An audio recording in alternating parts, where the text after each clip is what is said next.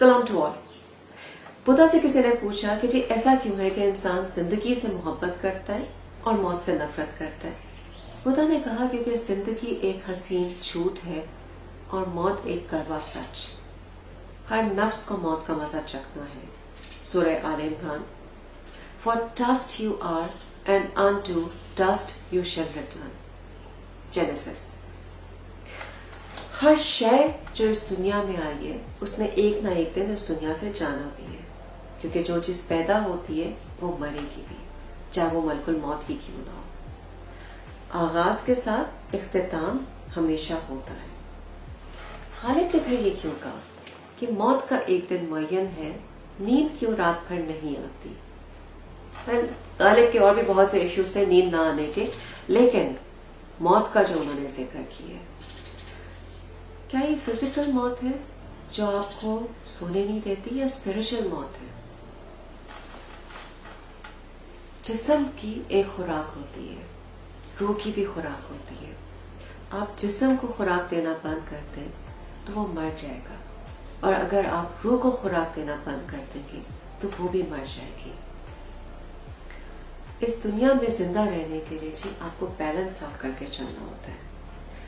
जिस्म और रूह दोनों को खुराक देनी पड़ती है जो उनकी रिक्वायर्ड होती है। और वैसे भी अल्लाह को भी पसंद है मयाना इराबी, यानी कि बैलेंस आउट करना हर चीज को। लेकिन क्या चीज है जो रूह को मार देती है? क्या चीज है कि हम लोग फिजिकली तो चलते फिरते लोगों को नजर आ रहे होते हैं, लेकिन स्पिरिचुअली हम लोग मर चुके होते हैं। आज उसी के बारे में डिस्कस करेंगे।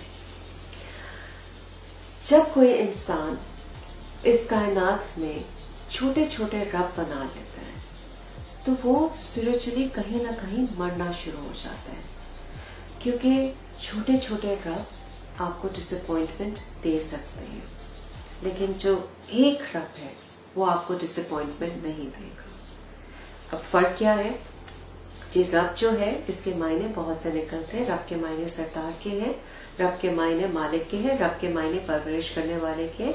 I will give you an example. हम जो है, हम घर की औरत है, घर की मालकिन है, तो हमें रब्बुल बैत कहेंगे, यानी कि घर की मालकिन कहेंगे। हर शय का इस कायनात में अल्लाह ने कोई ना कोई रब बनाया है, उसको रब्बुल नो कहते हैं। इन तमाम रब्बुल नो का एक रब है जिसको रब्बुल अरबाब कहते हैं, जो रब्बुल आलमीन है। जब आपका ईमान उस रब्बुल आलमीन से कम हो जाता है और आप इन छोटे छोटे रब जो हैं, आप जो आपके आस पास फिर होते हैं, आपके बॉस के फॉर्म में और डिफरेंट फॉर्म्स में, ठीक है, आप इनके ऊपर ज्यादा रिलाई करना शुरू कर देते हैं, तो आप स्पिरिचुअली कहीं ना कहीं मरना शुरू कर देते हैं। ये फर्स्ट साइन है। सेकेंड साइन क्या है? जब आपकी ग्रीडीनेस जो है किसी के अंदर, ग्रीडीनेस इटसेल्फ इट्स अ सिन, ठीक है, हम लोग इसको 7 डेडली सिंस में काफी दफा डिस्कस कर चुके हैं। लेकिन एक लिमिट से जब ग्रीडीनेस क्रॉस कर जाए, वो ग्लटनी बन जाए, तो वहां पे आप स्पिरिचुअली मरना शुरू कर देते हैं, क्योंकि आप सेटिस्फाइड नहीं हो सकते। ग्लटनी तो यही है ना, जितना मिलता जाए उतना कम है, ठीक है, आप स्पिरिचुअली सेटिस्फाइड नहीं होंगे। तीसरी चीज क्या है? तीसरी चीज ये है कि जब आपकी सेल्फिश अप्रोच आ जाए। सेल्फिश अप्रोच क्या है? कि I just think about my own self. हमारा कंसर्न सिर्फ अपने बेनिफिट से है, हमें सिर्फ इस बात से कंसर्न है कि हमें किस चीज में फायदा हो रहा है, हमें किस चीज में आराम है, हमारी खुशियां किस चीज में, और बस हमारी अपनी ही साथ, कोई और नहीं, ठीक है।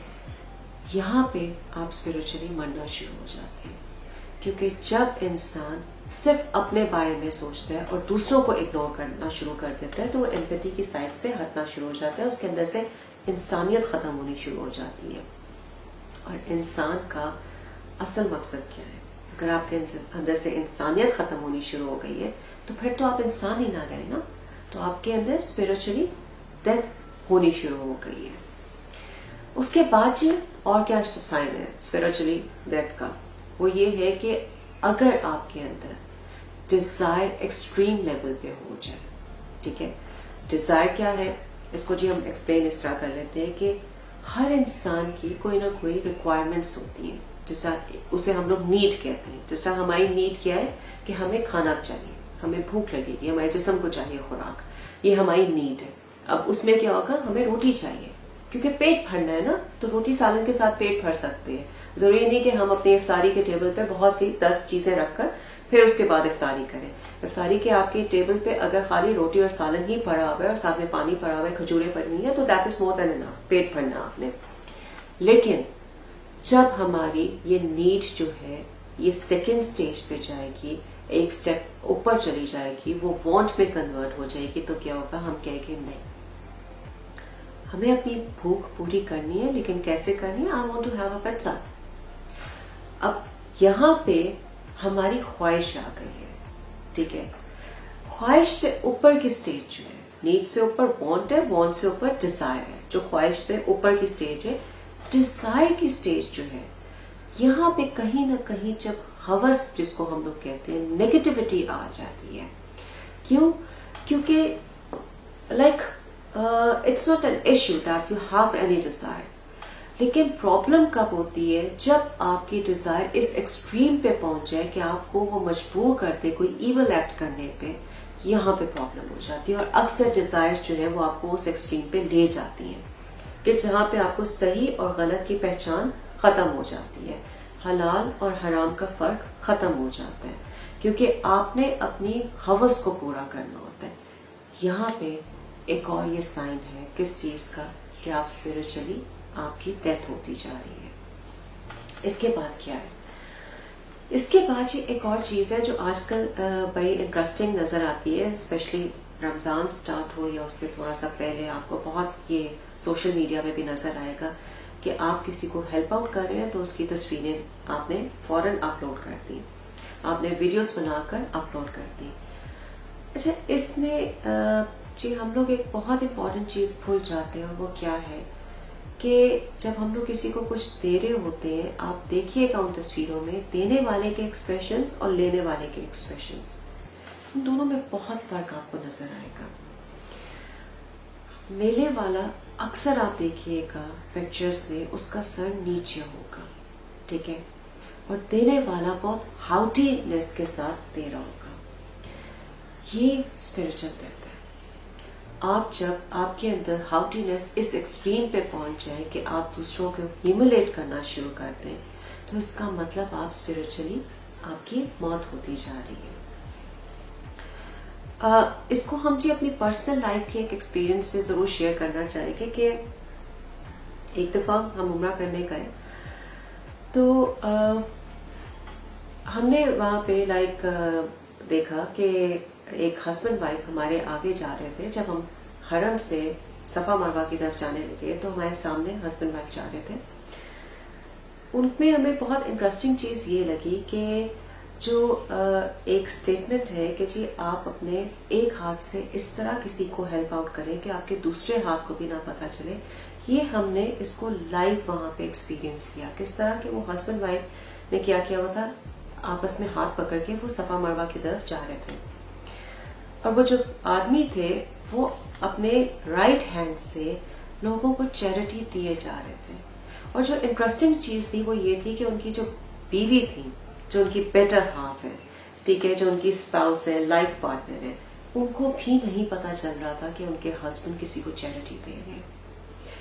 دس is the basic concept of our religion, کہ آپ چیریٹی جب کسی کو دیں تو خدا کے لیے آپ آؤٹنگ نہ بنے اور تصویریں وغیرہ اپلوڈ نہ کریں, آپ اس طرح دیں کہ کسی کو پتا ہی نہ چلے. یہ ایک اور سائن ہے جو آپ کو اسپرچولی آپ کو یا تو بوسٹ دیتا ہے یا پھر آپ کو اسپرچولی موت کی طرف لے کر جاتا ہے, یعنی کہ آپ اسپرچولی مرتے جاتے ہیں. آخر میں جو ایک سٹوری جو ہے وہ شیئر کریں گے, وہ یہ کہ ایک عورت جو تھی وہ ایک دفعہ ٹریول کر رہی تھی, تو راستے میں نہر آئی. انہوں نے سوچا کہ کیوں نہ تھوڑا سا پانی پی لوں. انہوں نے پانی پینے کے لیے جب ہاتھ ڈالا تو ان کے ہاتھ میں ایک جیم آ گیا, بہت قیمتی جو پتھر ہے وہ آ گیا ان کے ہاتھ میں. انہوں نے پانی پیا, اس جیم کو اٹھا کر اپنے پرس میں ڈال دیا, اپنا کنٹینیو کیا سفر. راستے میں انہوں نے ایک آدمی کو دیکھا جو بھوکا پیاسا کافی دنوں کا بیٹھا ہوا تھا.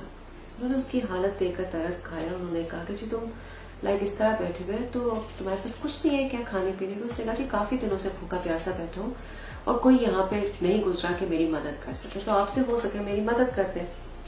उस औरत ने जब उसकी मदद करने के लिए अपना पर्स खोला तो उस आदमी को वो जेम नजर आया। उसने कहा जी अगर आप मुझे ये दे देंगी तो मैं शायद जिंदगी में कभी भूखा प्यासा नहीं रहूंगा।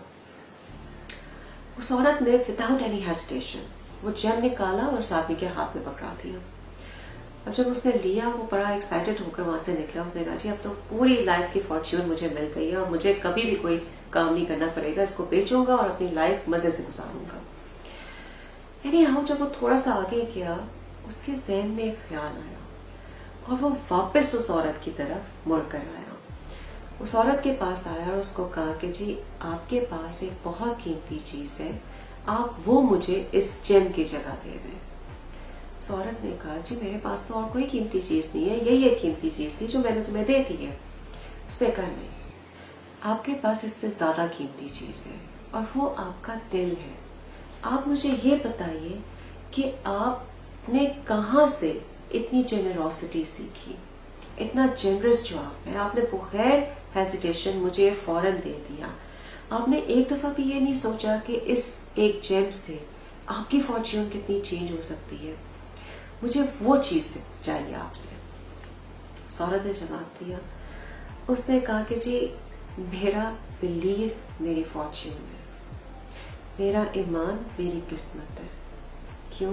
क्योंकि मुझे पता है कि जिस खुदा ने मुझे ये दिया है वो मुझे और भी बहुत कुछ दे सकता है, और जो मेरी किस्मत में होगा वो मुझे मिल कर रहेगा और जो नहीं होगा वो मुझे कभी भी नहीं मिलेगा। हदीस कुदसी। इसी वजह से उस औरत ने कहा कि मैं हर वक्त सेटिस्फाइड रहती हूँ।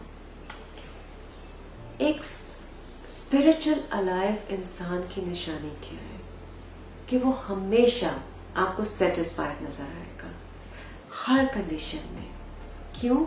क्योंकि उसका ईमान रब्बुल आलमीन पे होता है, उसके अंदर ग्लटनी नहीं होती है, उसको कभी भी सेल्फिश अप्रोच के साथ हो नहीं सकता। एम्पैथी उसके अंदर होती है, उसको पता होता है दूसरों की तकलीफ का वो एहसास कर सकता है।